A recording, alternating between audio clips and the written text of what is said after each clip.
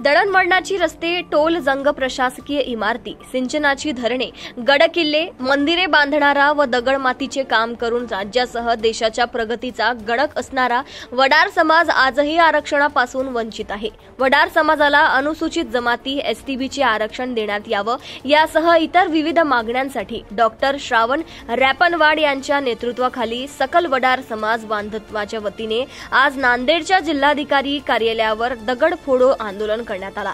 या आंदोलनात मोठ्या संख्येने वडार समाज सहभागी झाला होता।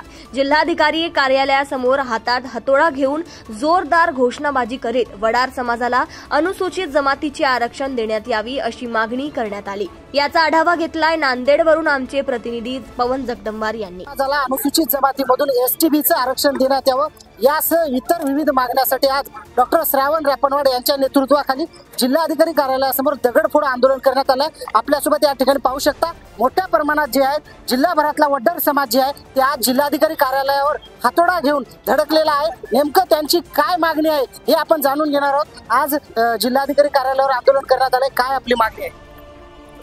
देश आणि राज्याच्या विकासामध्ये प्रगतीत वडार समाजाने आपल्या घामाचं पाणी करून रक्ताचं घाम करून या ठिकाणी मोठे मोठे रस्ते, धरणे आणि टोलेजंग प्रशासकीय इमारती बांधून या राज्याची प्रगती केलेला वडार समाज आहे। पण शासन, प्रशासन आणि लोकप्रतिनिधीकडून या समाजाकडे प्रचंड दुर्लक्ष होऊन अन्याय झालेला आहे। या वडार समाजाला आरक्षणाविना शिक्षण नाही, शिक्षण घेतलेल्या लोकांना नोकरी नाही, म्हणून हा समाज हलाखीचे जीवन जगत आहे। म्हणून आम्ही या ठिकाणी वडार समाजाचं मुख्य करून आपल्या अनुसूचित जमाती म्हणजे एसटी प्रवर्गात आमचा समावेश करावा। त्यापूर्वी एसटी प्रवर्गाचं उपवर्गीकरण करून एसटी असं वर्गीकरण करावं आणि त्यामध्ये आमचा समावेश करावा। त्याशिवाय आमच्या जातीचे प्रमाणपत्र दिले जात नाहीत। 1961चा पुरावा वगैरे मागितला जातो। दगडावरची तुटपुंजी रॉयल्टी देऊन आम्हाला 200 ब्रासवर आमचे तोंडाला पाने पुसलेले आहेत। परंतु वडार समाजाकडे मुख्यपणे आरक्षण नाकारून आरक्षणामुळे हा समाज वंचित राहिलेला आहे। त्यांना आरक्षण द्यावे अशी आमची या ठिकाणी मागणी आहे।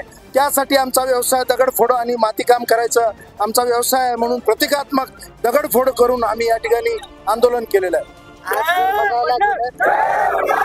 आज जर बघायला गेलं तर वडार समाज आणि आता आरक्षणाची मागणी होत आहे। जर शासनानं तुमची मागण्याची दखल घेतली नाही तर पुढील भूमिका काय राहणार? ज्या हातोडीनं दगड फोडून आम्ही रस्ते बनवलेत, उंच उंच इमारती, प्रशासकीय इमारती बनवले, धरणे बांधले, त्याच हातोडीनं मंत्रालय फोडण्यासाठी आम्ही मुंबईला पोहोचू आणि आमच्या हक्काचं आरक्षण मिळवून राहू।